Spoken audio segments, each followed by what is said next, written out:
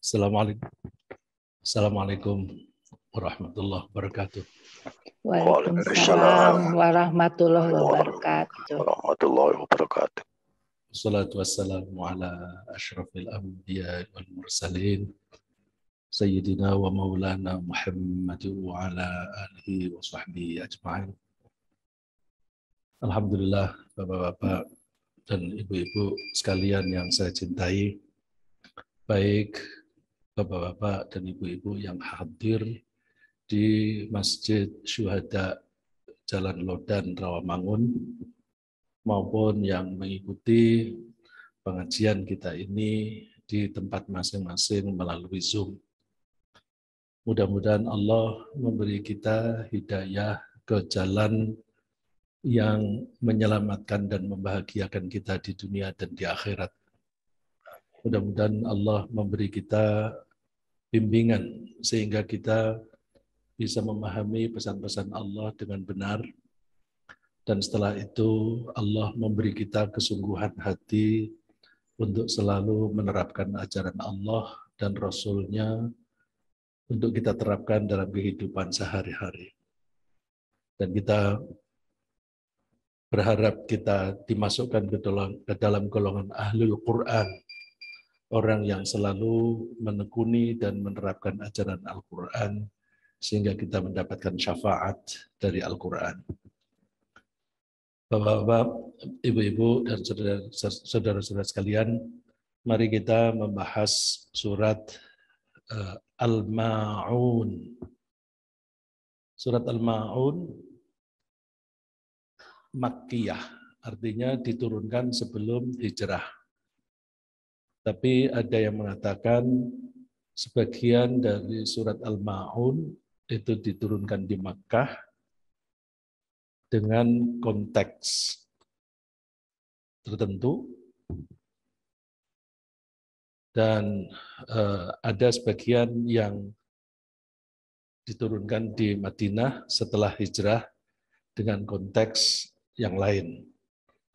Konteks di Makkah itu menjawab tantangan atau pertanyaan atau bantahan orang kafir, orang musyrik Makkah, sedangkan di Madinah itu konteksnya adalah menjawab atau mengomentari orang-orang munafik di Madinah. Tapi mayoritas ulama ahli tafsir menyebutkan semuanya Makkiyah. Semuanya diturunkan di Makkah. Yang mengatakan ini diturunkan Madinah adalah Abdullah bin Abbas radhiyallahu anhuma dan Qatadah. Yang mengatakan bahwa sebagian diturunkan di Makkah dan di Madinah. 3 ayat yang pertama itu diturunkan di Makkah, dan 4 ayat terakhir diturunkan di Madinah.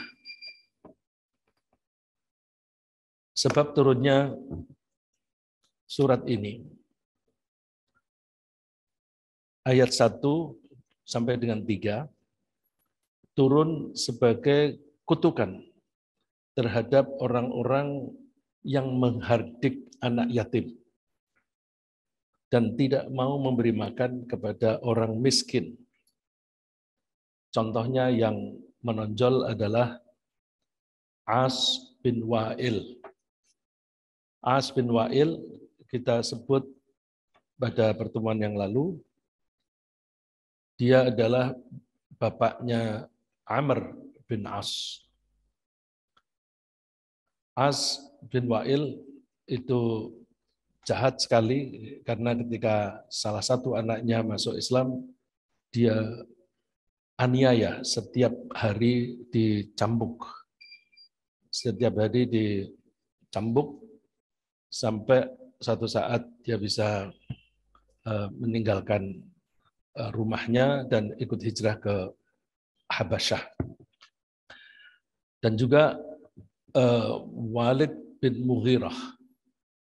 Walid bin Mughirah ini ayahnya Khalid bin Walid.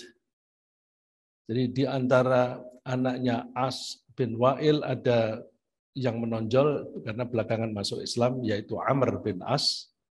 Walid bin Mughirah ada anaknya yang menonjol karena setelah masuk Islam dia menjadi komandan perang yang tangguh dan untuk menjawab Abu Jahal. Ayat yang keempat sampai ketujuh turun sebagai kutukan terhadap orang-orang munafik yang ditandai dengan melalaikan sholat, yang suka pamer ketika melakukan kebaikan dan tidak mau meminjamkan barang-barang kebutuhan sehari-hari. Perbedaan, kaitan antara surat Al-Ma'un dan surat sebelumnya yaitu surat Quraisy, bahwa di surat Quraisy yaitu li'ila fi Quraisyin ila fihim rihlatasy syita'i was-shaif, di situ ada anjuran mengabdi kepada Allah yang memberi makan. Fal ya'budu rabb hadzal baitil ladzi at'amahum min ju'in wa amanahum min khauf. Sedangkan di surat Al-Ma'un ada kutukan bagi orang yang tidak mau memberi makan. Ara'aital ladzi yukadzibu bid-din fadzalikal ladzi yad'ul yatim wa la yahuddu ala ta'amil miskin. Kaitan yang lain adalah bahwa di surat Quraisy ada anjuran untuk menyembah Allah, falyabudu rabb hadzal bait. Sedangkan di surat Al-Ma'un ada kutukan bagi orang yang melalaikan menyembah kepada Allah, yaitu salat. Fawailul lil musallin alladzina hum an salatihim sahun. Mari kita bahas ayat demi ayat, kata demi kata. Ayat yang pertama yaitu ara'aital ladzi yukadzibu bid-din. Apakah kamu mengetahui orang yang mendustakan agama? Sebentar, saya tadi mengatakan mendustakan agama. Di sini ada kata bid-din. Bid-din terjemahannya apa? Di teks yang saya copy paste disebutkan mendustakan agama. Saya mengajak kalau menafsirkan satu ayat Al-Quran, kita melihat ayat lain yang berbicara tentang hal yang sama. Di surat ini disebut ad-din. Mari kita lihat di surat yang lain, kata ad-din itu artinya apa?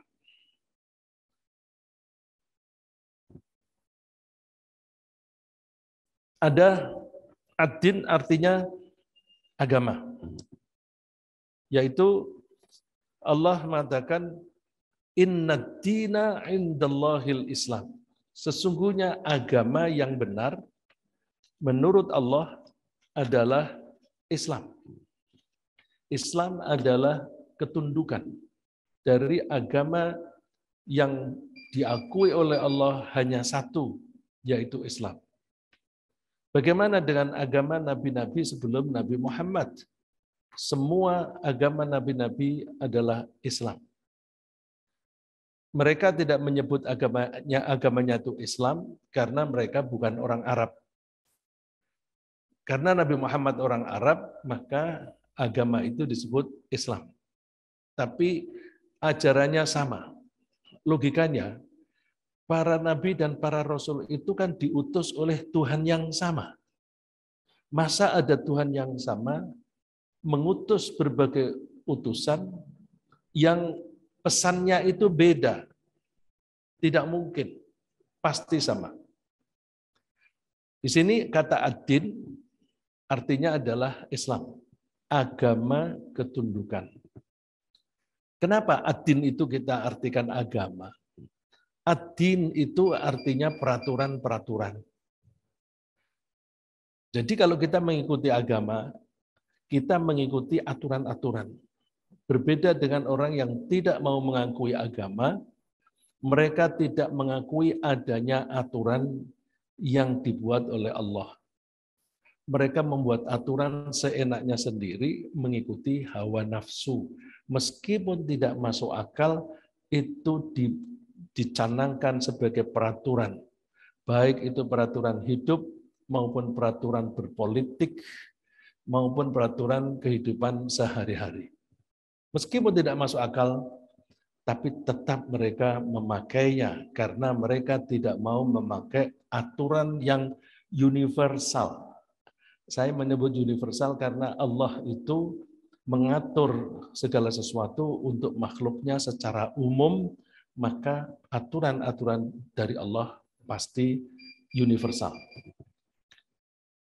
Karena ad-din itu isinya adalah aturan-aturan, maka tempat di mana aturan-aturan itu ditegakkan disebut Madinah.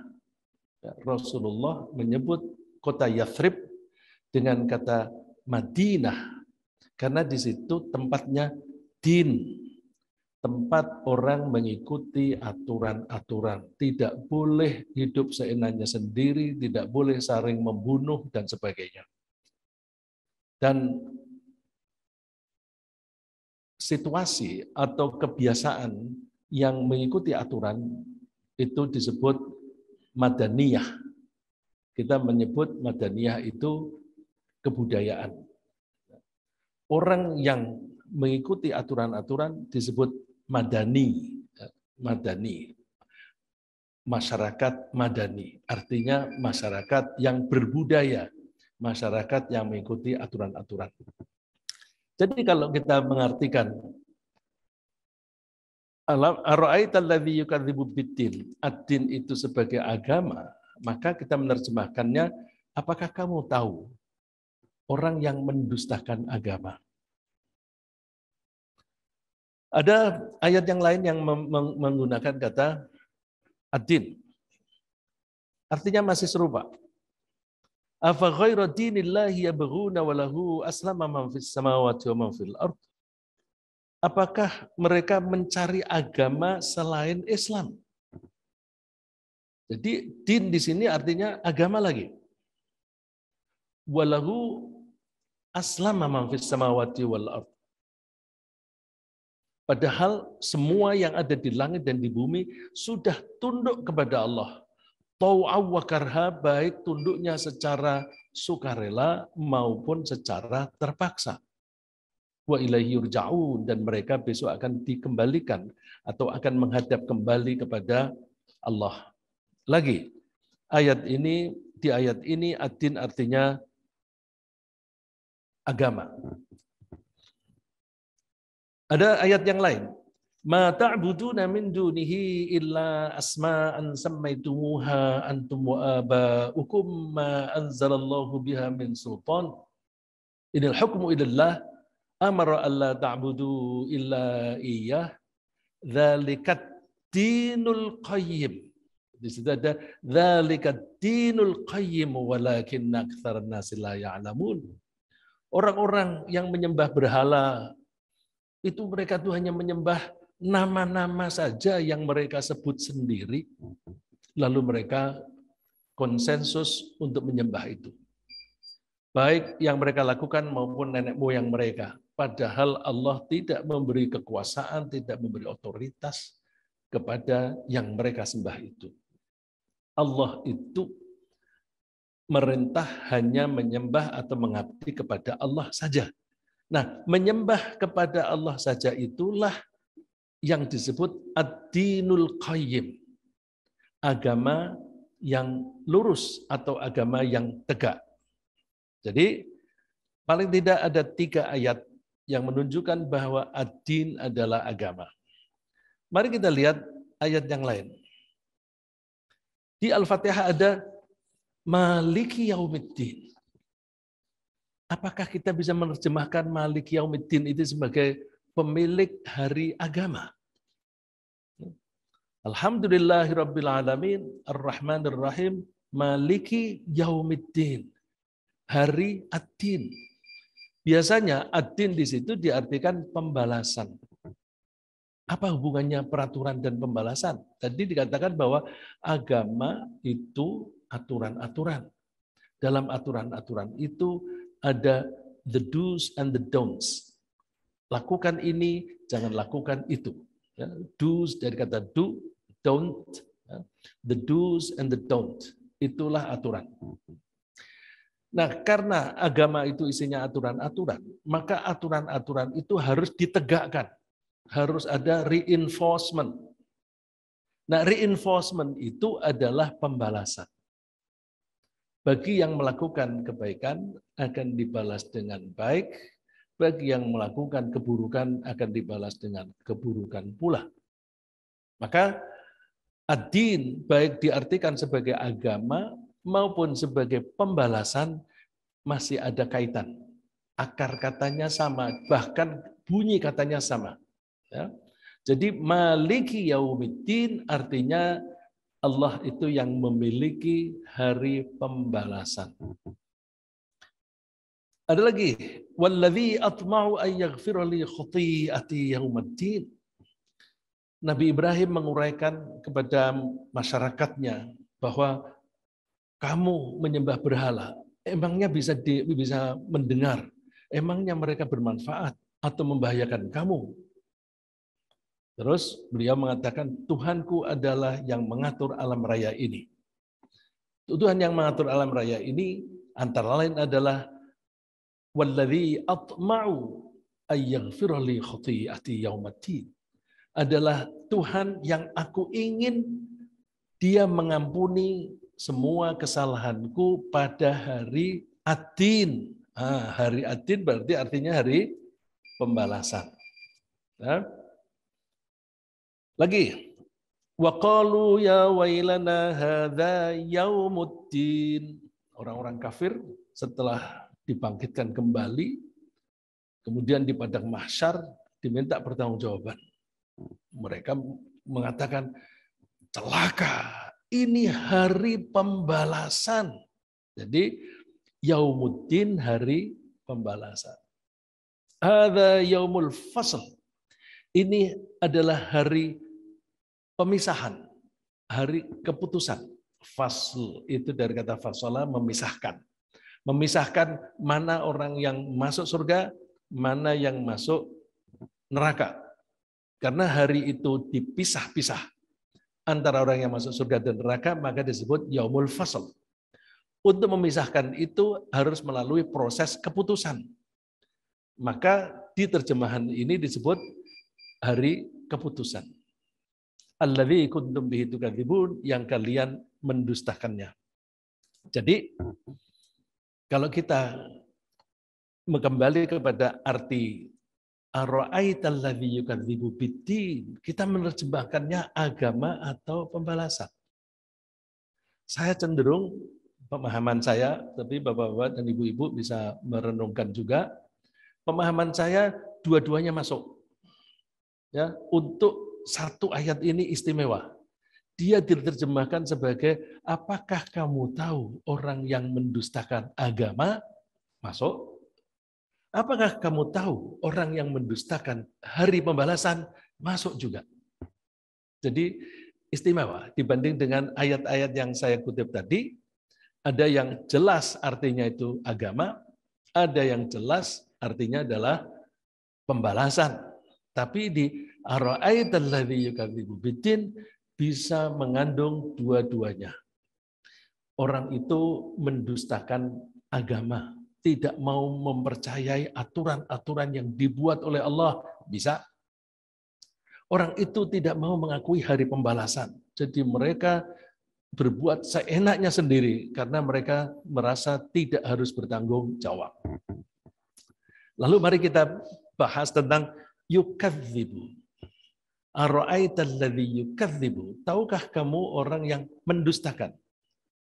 Bedanya yukadzibu dan yakdzibu. Kalau yakdzibu itu berdusta. Tapi kalau yukadzibu itu mendustakan. Mendustakan itu artinya menganggap orang yang berbicara atau pasangan, partner bicaranya itu dianggap bohong, dianggap dusta. Jadi, ara'aital ladzi yukadzibu biddin, apakah kamu mengetahui orang yang menganggap agama atau menganggap hari pembalasan itu bohong. Lalu mari kita cari ayat-ayat yang lain yang berbicara mengenai kebohongan. Wa idza qila lahum ittabi'u ma anzalallahu qalu bal nattabi'u ma alfayna 'alaihi aba'ana awalau kana aba'uhum la ya'qiluna syai'aw wa la yahtadun. Ini kenapa mereka itu tidak percaya kepada hari pembalasan. Alasannya hanya ikut-ikutan saja. Wa idza qila lahum ittabi'u ma anzalallah, ketika mereka diajak, ayo ikuti wahyu yang diturunkan oleh Allah. Mereka mengatakan, bal nattabi'u ma alfaina 'alaihi aba'ana. Kita ngikuti apa yang kami dapatkan dari nenek moyang. Jadi mereka mengikuti agama nenek moyang.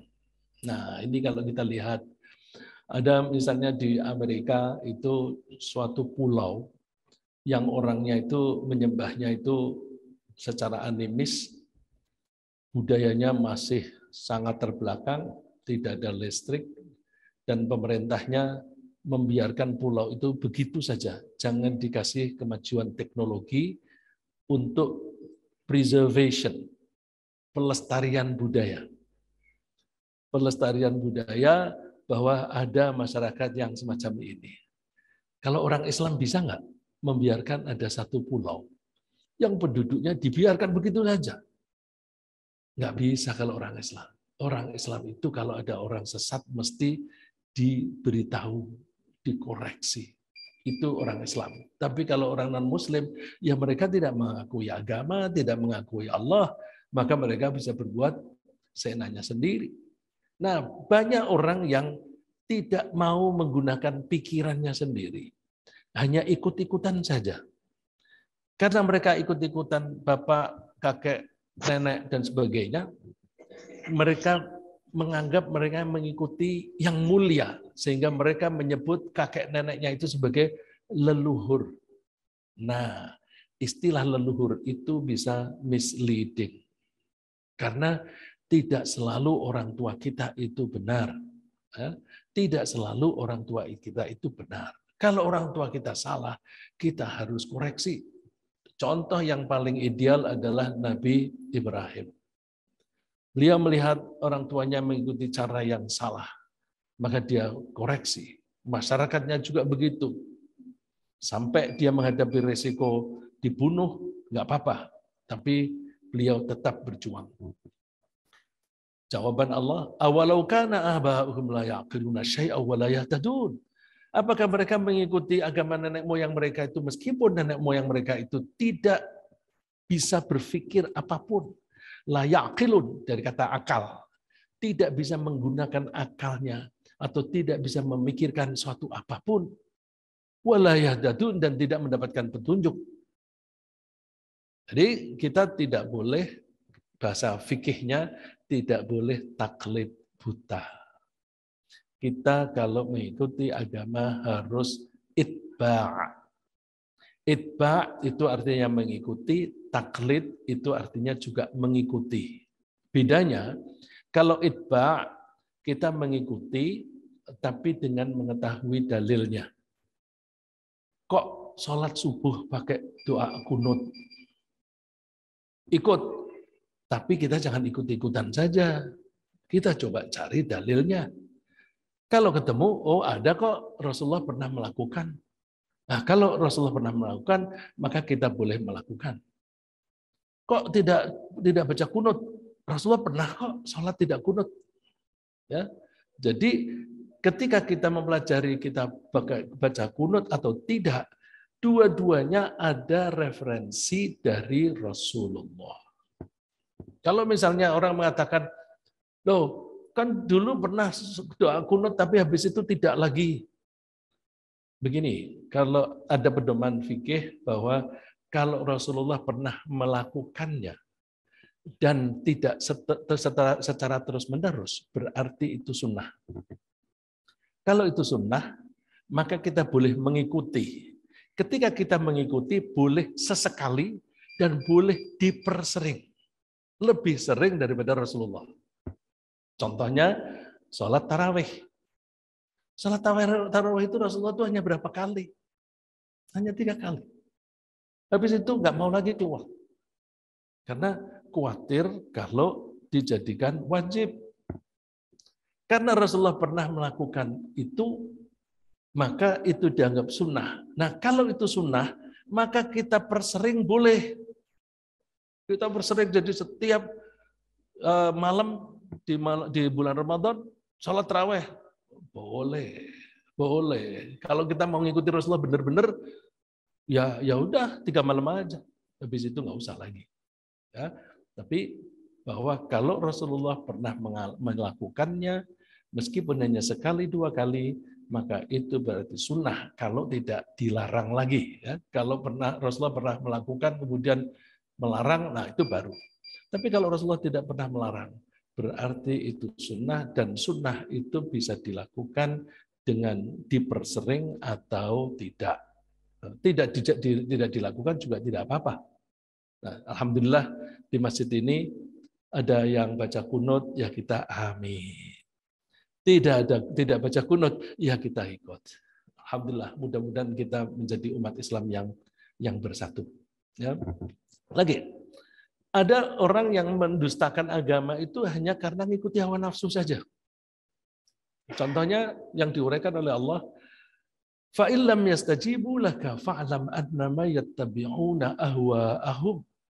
Kalau mereka tidak mau mengikuti tantanganmu, tidak mau menjawab tantanganmu atau ajakanmu, maka ketahuilah bahwa mereka itu hanya mengikuti hawa nafsu saja.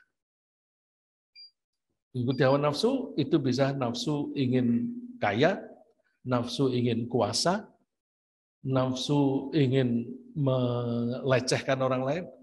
Nafsu ingin melecehkan orang lain itu bahasa sehari-harinya itu bully. Ya.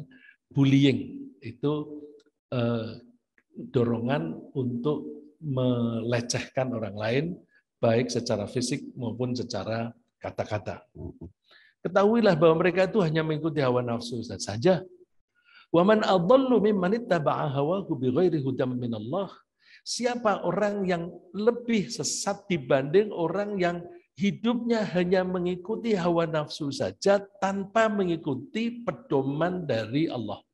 Huda itu pedoman hidayah, ya, itu guidelines, ya, pedoman. Jadi kalau kita mengikuti hawa nafsu saja tanpa mengikuti pedoman-pedoman dari Allah, kemungkinan besar kita akan sesat. Hawa nafsu penting. Tanpa hawa nafsu kita tidak bisa hidup. Tapi hawa nafsu harus dikendalikan. Orang yang bisa mengendalikan hawa nafsu itu kemungkinan besar dia bisa mengikuti ajaran-ajaran Allah. Tapi kalau dia mengikuti hawa nafsu, misalnya aku kepingin kaya mendadak, kepingin cepat kaya, jadi kepingin menjadi OKB, maka caranya gimana? Korupsi. Wah, itu meskipun akal mereka itu tidak membenarkan itu sebagai perilaku yang baik, mereka tetap jalani saja. Jadi dalam hati mereka mengakui bahwa yang mereka lakukan itu salah, tapi mereka tetap mengikuti karena mereka kalah dengan hawa nafsunya sendiri, tidak bisa mengendalikan hawa nafsu. Innallaha la yahdil qaumadz zalimin. Allah tidak memberi hidayah kepada orang yang zalim. Ada juga orang yang mendustakan agama atau mendustakan hari pembalasan dikarenakan mereka itu menutup diri. Menutup diri itu bahasa Inggrisnya cover. Barangkali, ini wallahu alam sejarah bahasanya bagaimana, barangkali cover itu dari bahasa Arab kafaro. Kafir orang yang menutup diri.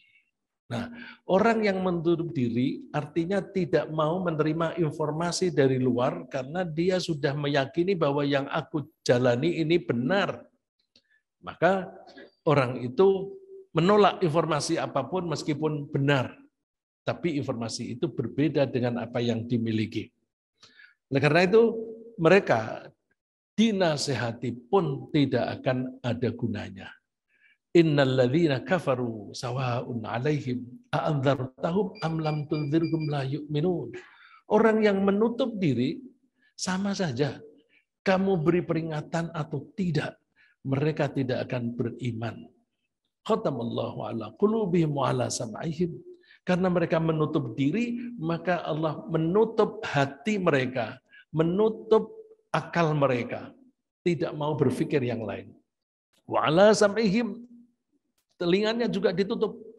Artinya mereka mendengar tapi seolah-olah tidak mendengar. Wa ala absarihim ghisyawah. Di matanya pun dia melihat ada kejadian-kejadian yang mengoreksi pendirian dia, tapi tetap saja orang itu tidak paham. Seolah-olah ada tutupnya.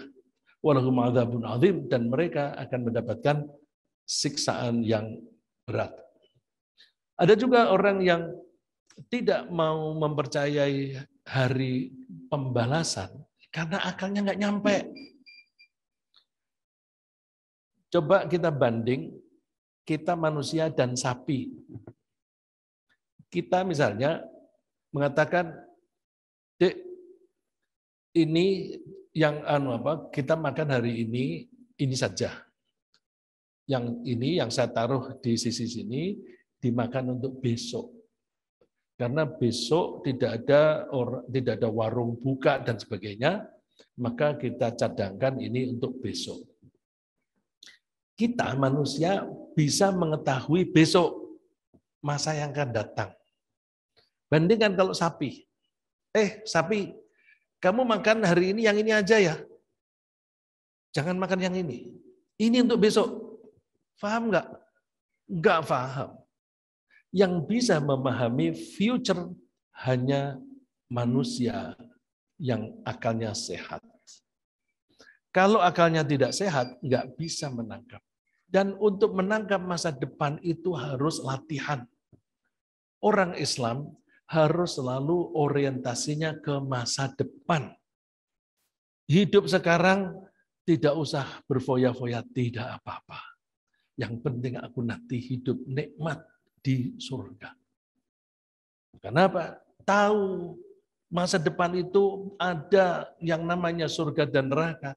Orang yang akalnya nggak sehat, tidak dilatih, nggak bisa membayangkan bagaimana bisa dibangkitkan kembali seseorang yang sudah menjadi debu, sudah berserakan ke sana kemari, bisa utuh kembali. Nggak nyambung. Balik daraka ilmuhum fil akhirah. Ilmu mereka nggak nyampe ke akhirat, kehidupan di akhirat. Balhum fi syakkim minha. Mereka kalau diberitahu ragu-ragu. Masa ragu-ragu? Benar. Balhum minha amun. Mereka itu buta tentang hari akhir. Maka kalau ada orang mengatakan, mana buktinya? Notabene yang pakai notabene ya, yang kita pernah dengar, notabene yang mengatakan itu juga belum pernah membuktikan. Mana ada orang mati bangkit kembali? Ya enggak lah, karena bangkit kembali itu kan setelah semua orang mati, semua dunia ini sudah hancur, baru dibangkitkan. Nah, kalau jadwalnya belum tiba, ya belum dibangkitkan kembali. Bisanya bangkit itu ada jadwal. Nah, orang ini nggak ngerti jadwal. Yang ngerti jadwal itu hanya orang yang akalnya sehat. Kita latihan dengan jadwal. Sholat 2 rakaat. Nanti misalnya seperti tadi ada kunut. Rakaat pertama kok nggak pakai kunut? Belum jadwalnya. Belum waktunya. Kita itu sudah terlatih bahwa melakukan segala sesuatu itu ada rukun. Rukun itu artinya prosedur.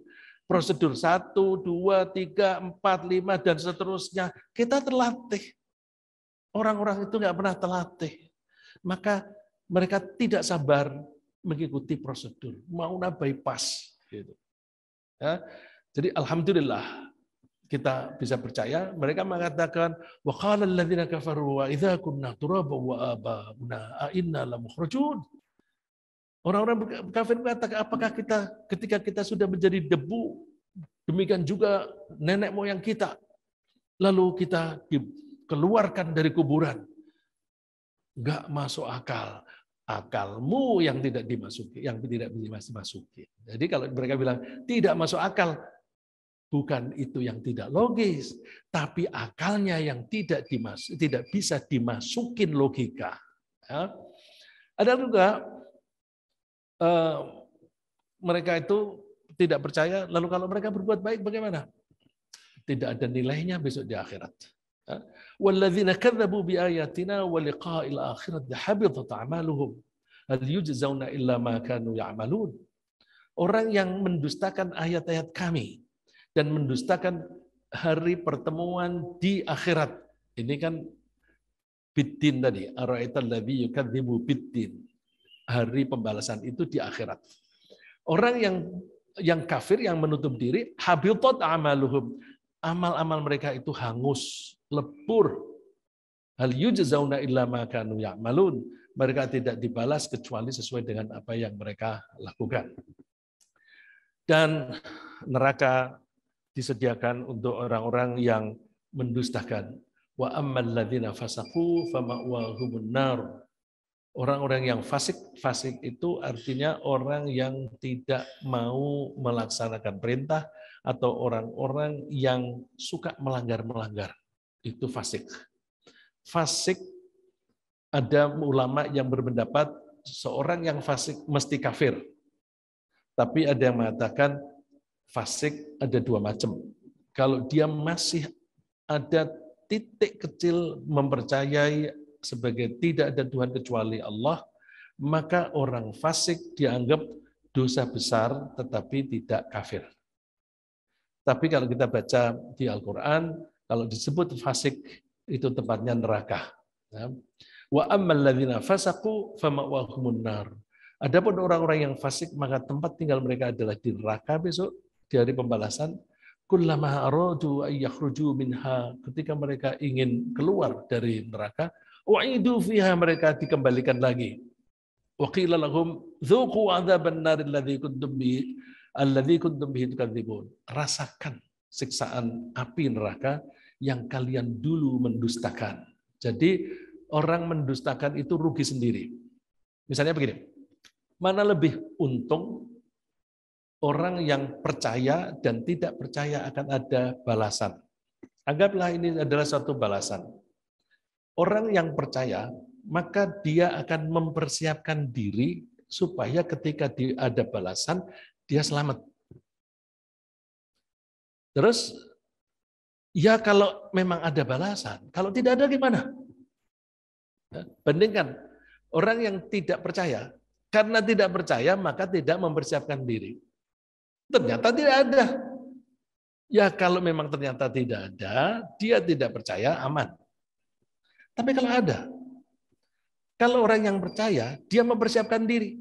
Karena mempersiapkan diri, kalau tidak ada, ya sudah, aku selamat. Tapi kalau ternyata betul-betul ada, toh aku sudah mempersiapkan diri. Jadi percaya dan tidak percaya, lebih aman percaya. Oleh karena itu, kita hindari kemungkinan kita bisa mendustakan agama. Ya. Caranya gimana? Kita hindari hal-hal yang kita bahas tadi. Kita jangan mengumbar hawa nafsu. Kita usahakan pikiran kita terbuka. Kita mau menerima informasi dari luar. Hanya orang yang mau menerima informasi dari luar yang bisa melaksanakan watawasau bil haqqi watawasau bis sabr. Saling menasihati dalam kebenaran, dan saling menasihati dalam kesabaran. Namanya saling, itu mau menasihati dan mau dinasihati. Kebanyakan orang hanya mau menasihati tapi tidak mau dinasihati. Nah, orang yang menutup diri susah dinasihati. Kalau susah dinasihati, ya kalau dia benar. Kalau dia menyimpang, maka celaka sendiri dia. Saya kira sementara begitu, waktu syuruk masih 3 menit lagi, kita sediakan untuk tanya jawab.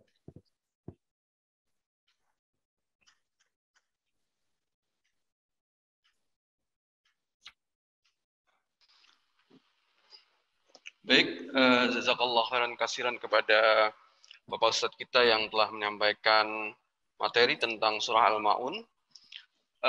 Kesempatan untuk bapak-bapak yang hadir di sini maupun yang online, karena memang tadi disampaikan syuruk itu 5:43, masih ada kurang lebih 8 menit dan kita perlu waktu juga tambahan sebelum kita melaksanakan sholat isyraq. Ini ada pertanyaan dari Pak Khairul. Assalamualaikum Ustadz, mau tanya terkait dengan istilah kafir dan non-muslim. Menurut Ustadz mana yang lebih betul? Kenapa sekarang ini kita lebih sering menyebut non-muslim daripada kafir? Terima kasih. Wassalam. Waalaikumsalam. Terima kasih. Orang yang sensitif terhadap istilah non-kafir, kafir non-kafir itu orang-orang yang punya kepentingan politik. Kalau tidak ada kepentingan politik, ingin mencari kebenaran, insya Allah tidak akan tersinggung. Sebagaimana tadi saya katakan, kafir itu artinya orang yang menutup diri. Akal kita itu oleh Allah diberi nama, ada nama kolbun, itu bolak-balik. Karena pikiran kita suka berubah-ubah. Tapi nama lain adalah hijr. Hal fi dzalika inna fi dzalika laqasamun lidzi hijr.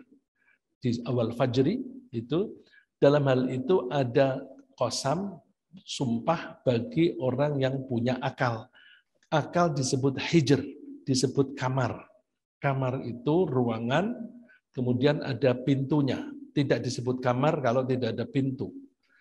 Kalau ada orang datang dan dikehendaki, maka pintu dibuka, silakan masuk. Kalau orang itu tidak dikehendaki, ditutup, orang itu nggak boleh masuk. Akal kita juga begitu. Suka nyaring. Kalau ada informasi, aku nggak cocok, tutup. Terus kalau cocok, baru silakan masuk. Nah, itu karakternya akal kita. Nah, orang kafir itu orang yang selalu menutup kamarnya, menutup akalnya. Nah, kalau pengertian semacam itu kan nggak jadi masalah. Yang jadi masalah itu, yang menjadikan masalah itu orang-orang yang punya kepentingan politik. Dalam politik itu mesti ada siapa kawan dan siapa lawan. Nah, karena pemikirannya begitu, maka wah itu lawan itu, kafir dan muslim dan kafir. Atau sebaliknya mereka merasa dianggap musuh begitu. Ya, kalau kita orang Islam, kalau orang tidak memusuhi, tidak kita anggap musuh kok. Coba deh orang Islam. Siapapun, agamanya apapun, kalau tidak memusuhi, kita tidak anggap tidak kita anggap sebagai musuh. Tapi kalau memusuhi, baru kita harus waspada. Jadi itu ada kepentingan politik, maka sebaiknya kita nggak usah merambah ke ranah politik. Kita mencari kebenaran, kalau kita sudah mencoba masuk ke politik, kita kejebak. Kejebak itu tadi, menutup diri, tidak mau menerima ide-ide dari lawan politik. Ya, begitu Pak Khairul. Mari kita membuka diri, kita tidak usah menganggap orang itu lawan, semua kita anggap sebagai kawan. Nah, kalau toh mereka itu orang yang berbeda agama, kita anggap kawan. Siapa tahu mereka melihat akhlak kita yang baik, kemudian mereka lalu tertarik. Ya, jadi kita dakwah dengan akhlak. Terima kasih. Baik, pertanyaan yang kedua ini dari Pak Muklis, Pak Ustadz. Afwan Ustadz, di surat Al-Ahzab 56, sesungguhnya Allah dan para malaikatnya bersalawat untuk Nabi. Pertanyaannya, bagaimanakah caranya Allah bersalawat untuk Nabi? Syukron. Oh, terima kasih. Kalau nggak salah kita tempoh hari kita bahas itu, ya.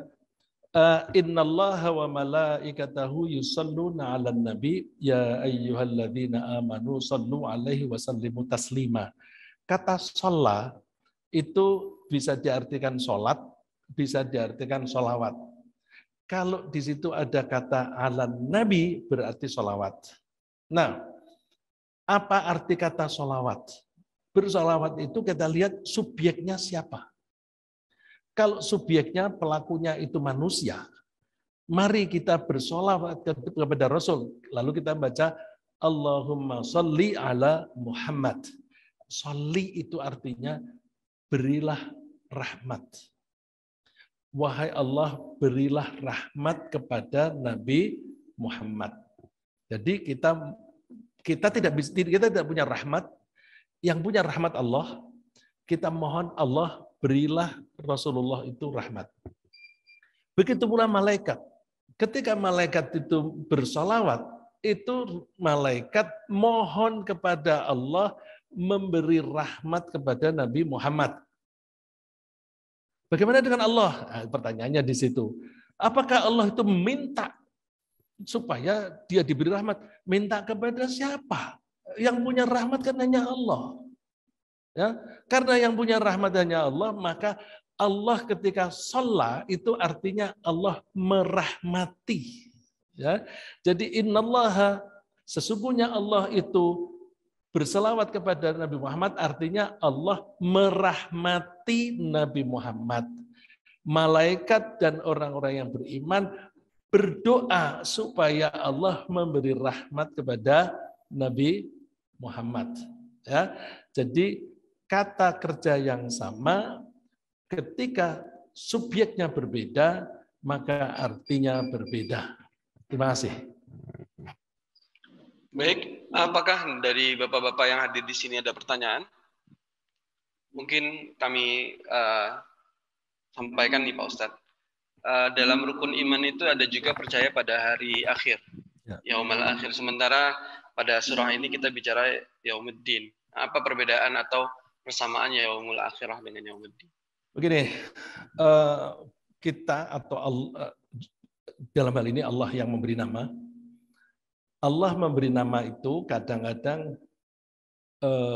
dengan nama substansinya. Kadang-kadang Allah memberi nama periodenya. Kita sekarang tinggal di alam ini. Alam ini adalah alam yang pertama. Setelah kita mati, kemudian kita dibangkitkan kembali, nanti tinggal di alam yang berbeda. Karena sekarang kita tinggal di alam ini, alam yang kita tinggali awal, ya pertama disebut al-ula. Sedangkan akhirat disebut akhirat karena periodenya belakangan. Akhirah itu artinya belakangan. Jadi walal akhiratu khairul laka minal ula. Alam akhirat itu lebih baik bagimu daripada alam yang pertama. Nah, yang pertama ini juga disebut ad-dunya. Ad-dunya dari kata dana yadnu, artinya dekat. Alam ini dekat. Kenapa dekat? Matahari itu dekat apa jauh? Dekat. Bintang-bintang yang jaraknya itu sekian ribu tahun kecepatan cahaya misalnya begitu. Jauh apa dekat? Dekat. Jadi konsep dekat itu apa? Konsep dekat yang digunakan dalam istilah ad-dunya, kalau ada objek yang masih bisa kita tangkap dengan indera, maka itu dekat. Kita biasanya mengatakan dekat kalau konteksnya tergantung.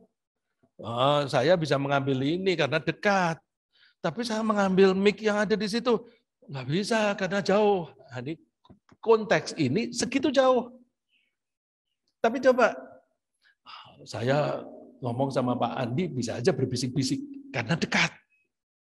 Tapi kalau saya mau bicara dengan itu santri, nggak bisa, harus teriak karena jauh. Jadi jauh dekat itu relatif. Nah, dekat dalam konsep ad-dunya adalah yang masih bisa kita capai dengan indera. Dalam hal ini indera mata. Ya, indera mata. Baik secara langsung mata telanjang atau menggunakan alat dengan teropong. Asal dia masih bisa kita tangkap, itu dekat. Dalilnya di Al-Quran, وَلَقَدْ زَيَّنَّا السَّمَاءَ الدُّنْيَا بِمَصَابِيحِ. Sungguh kami telah menghiasi langitnya dunia, langit yang dekat. Sama dunia, kami telah menghiasi langit yang dekat bimasobih dengan bintang-bintang. Bintang itu jauh sekali, tapi Allah menyebutnya langit yang dekat. Jadi bintang-bintang itu semuanya masih di langit yang sama dengan kita, bukan di akhirat. Rasulullah Mi'raj bukan ke sana. Kalau ke sana Rasulullah harus terbang. Bukan. Rasulullah itu Mi'raj itu gampang berjalan, asal pintunya dibuka, sudah masuk ke langit yang kedua. Karena langit itu artinya space, ruang. Jadi kembali jawaban untuk itu adalah bahwa apa tadi pertanyaannya? Yaumul akhir dan yaumuddin. Nah, yaumuddin itu pembalasan itu adanya di alam yang kedua nanti. Jadi ad-din itu isi, sedangkan alam akhirat itu tempatnya. Tempat. Jadi alam yang kita tinggali belakangan, di sana ada enforcement, ada apa itu enforcement bahasa Indonesianya, enforcement dari peraturan-peraturan tadi. Jadi ada penegakan hukum yang secara adil akan dilaksanakan di sana. Nah, dengan adanya enforcement ini, ada orang yang dibalas dengan tinggal di surga dan ada yang tinggal di neraka. Nah, adanya surga dan neraka itu di alam yang kedua tadi, alam yang akhir. Jadi bisa dikatakan alam akhirat itu tempatnya, sedangkan pembalasan itu activities, kegiatan-kegiatan yang ada di sana. Mudah-mudahan saya sudah menjawab.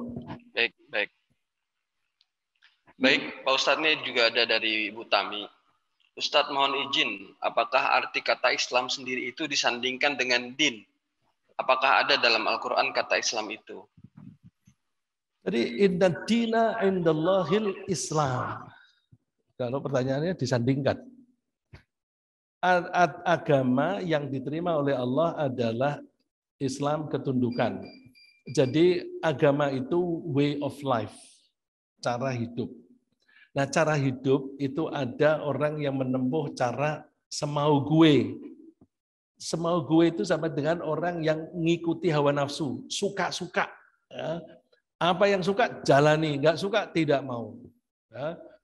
Terus kalau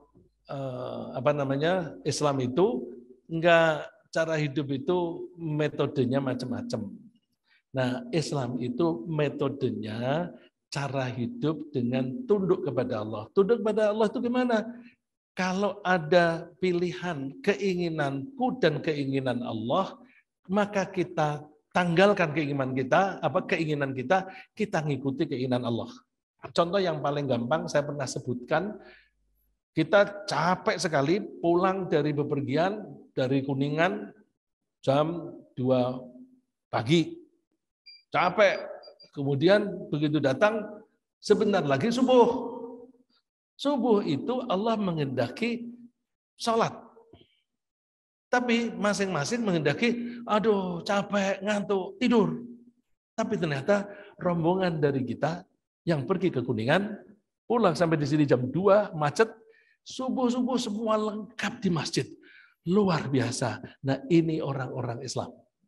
Orang yang rela mengalahkan keinginannya sendiri demi melaksanakan keinginan Allah. Dan itu terjadi di Masjid Syuhada. Maka kita bahagia menjadi jamaah Masjid Syuhada. Ya, begitu.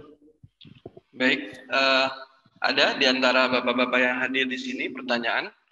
Karena memang baru sekitar 7 menit waktu syuruk. Ya ini dulu Dokter Taka nih yang minta supaya waktu untuk tanya jawab diperbanyak. Atau ada dari yang di online, silahkan kalau memang ingin bertanya. Kami persilahkan.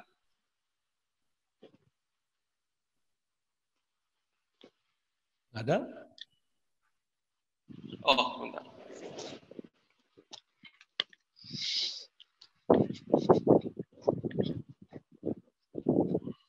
Silahkan Bapak. Waalaikumsalam. Ustaz, saya mohon penjelasan untuk terjemahan di surat Al-A'raf ayat 178. Itu disebutkan bahwa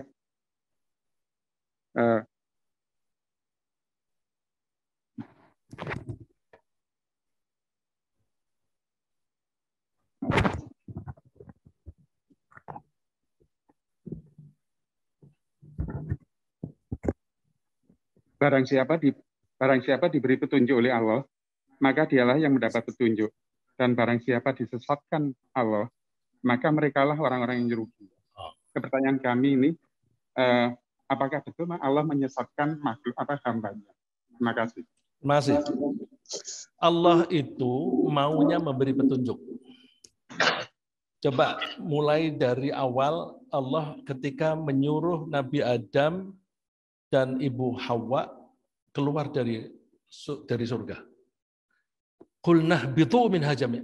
Bitu min hajamnya. Semua keluar. Fa imma ya'tiyannakum minni huda.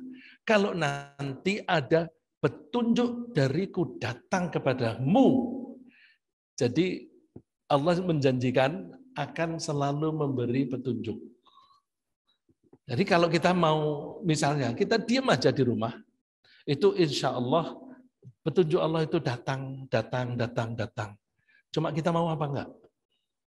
Faman tabi'a hudaya fala khaufun 'alaihim wa lahum yahzanun. Orang yang mau mengikuti petunjukku, maka dia akan bebas dari takut dan sedih. Artinya hidup di dunia bahagia dan di akhirat juga bahagia. Nah, siapa yang tidak mendapatkan petunjuk? Yang tidak mau. Yang tidak mau. Coba kita pelajari beberapa ayat yang menunjukkan bahwa Allah memberi hidayah.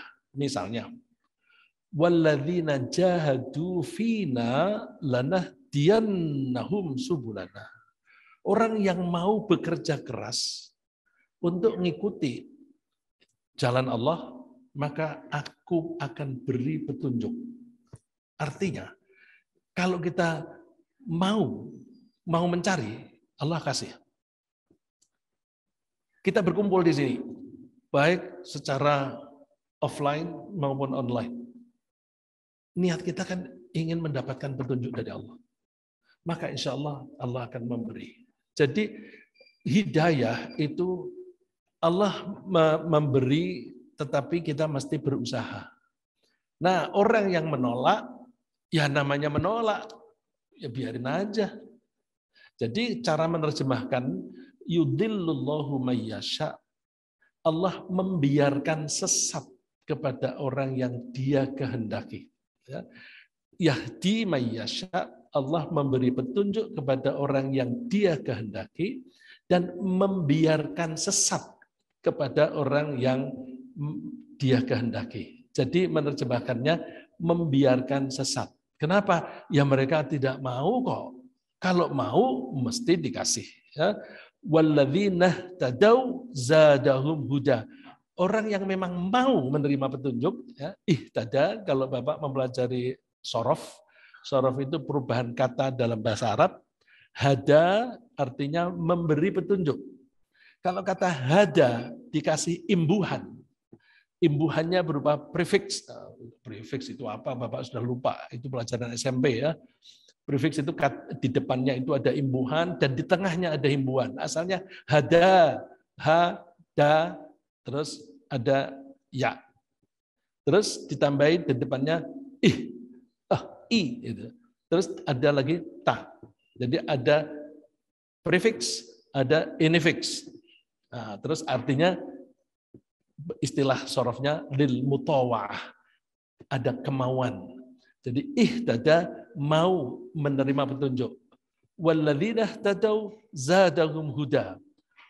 Untuk orang-orang yang memang mau diberi petunjuk, maka Allah akan menambahi petunjuk, tambahi lagi.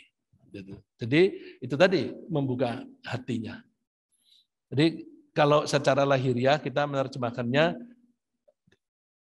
Allah memberi petunjuk dan membiarkan sesat. Karena kalau kita menartikan menyesatkan, loh kok Allah yang menyebabkan sesat? Enggak, itu tadi ayat yang kita kutip tadi, innalladzina kafaru sawa'un 'alaihim a'andzartahum am lam tundzirhum la yu'minun. Orang yang menutup diri sama saja kamu kasih peringatan atau tidak. Jadi Allah memberi peringatan, lalu mereka menutup diri tidak bisa mendapatkan hidayah. Gitu Pak. Mudah-mudahan saya sudah menjawab.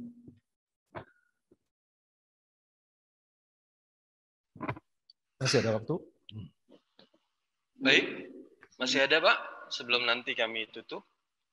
Ya saya kira cukup sebelum ini saya akan bacakan informasi mengenai Rumah Tahfidz Darul Quran wal A'imah yang dikelola oleh Pak Ustadz Riza yang beralamat di Jalan Jelita. Insya Allah pada beberapa bulan ini atau dari bulan Februari ini akan berakhir kontrakannya dan memang dibutuhkan biaya kontrak kurang lebih 75 juta per tahun. Bagi para jamaah, Bapak Ibu, baik yang hadir secara online maupun offline, yang memiliki keluangan rezeki bisa nanti untuk menyalurkannya ke dalam rumah tahfidz yang dikelola oleh guru kita Bapak Ustadz Riza. Untuk penjelasan lebih lanjut nanti bisa menghubungi kami atau bisa menghubungi Bapak Khairul. Saya kira itu. Terima kasih sekali lagi pada Bapak-Bapak Ibu semua yang telah hadir, terutama juga kepada Pak Ustadz. Kita tutup. Subhanakallahumma wa bihamdika asyhadu an la ilaha illa anta astaghfiruka wa atubu ilaik. Assalamualaikum warahmatullahi wabarakatuh. Waalaikumsalam warahmatullahi wabarakatuh. Waalaikumsalam warahmatullahi wabarakatuh.